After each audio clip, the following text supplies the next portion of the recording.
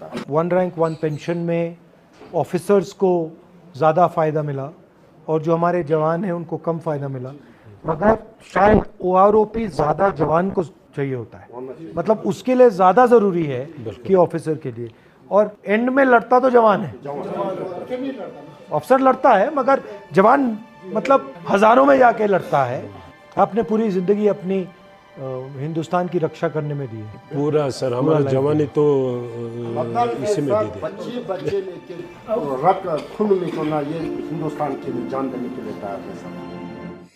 दोस्तों नमस्कार। बहुत बड़ी अपडेट, जैसा कि हम आप सभी को और हमको लग रहा था कि Rahul Gandhi 1 rank 1 pension revision का मुद्दा जरूर उठाएंगे।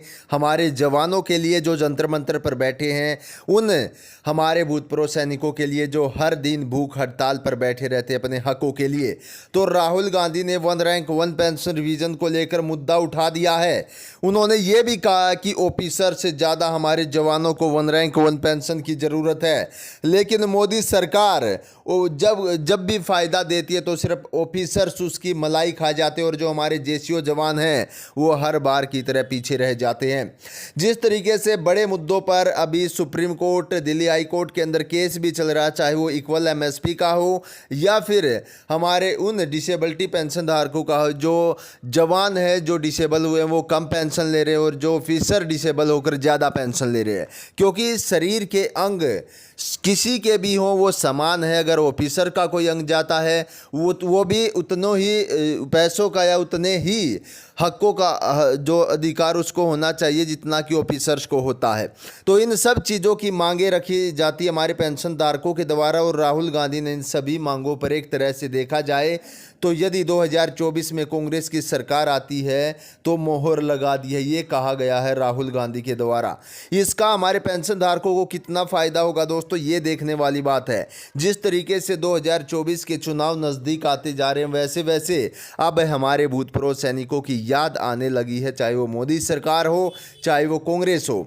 अब उनको फ़ायदे याद आने लगे कि भूतपूर्व सैनिकों को फ़ायदे भी देने, उनका OROP का भी मामला आपने देखा होगा किस प्रकार से मोदी सरकार विधानसभा की रैलियों में बड़े बड़े ऐलान कर रही है कि OROP देंगे, हमने OROP दिया, जो पेंशन धारक इससे वंचित है उनको भी फ़ायदा देंगे। तो इस तरीके की बातें मोदी सरकार कर रही है, लेकिन अब की बार हमारे पेंशन धारक मोदी सरकार के शिकंजे में नहीं आने वाले हैं। और जो पेंशन धारक इक्वल MSP या OROP के मुद्दे पर प्रोटेस्ट कर रहा है, इतनी लंबित मांग OROP की जो चल रही है, उस पर जो पेंशन धारक प्रोटेस्ट कर रहे हैं दोस्तों, उन सभी की मांग पूरी होगी। मुझे लगता है कि अग्निवीर तो हिंदुस्तान की सेना को कमजोर कर रहा है। यूजफुल जो एज है उसको तो खत्म कर रहे हैं। 5 साल भी काट देता तब जो बिल्कुल कुछ ना कुछ फैसिलिटी मिल जाता, ग्रेजुटी उसको मिलते हैं, कैंटीन फैसिलिटी मिलता और ये मेडिकल फैसिलिटी मिलता।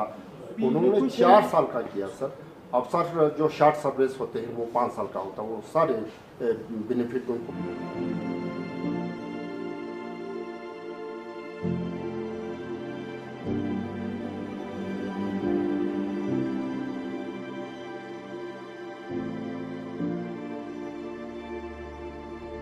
भारत माता की, भारत माता की, भारत माता की।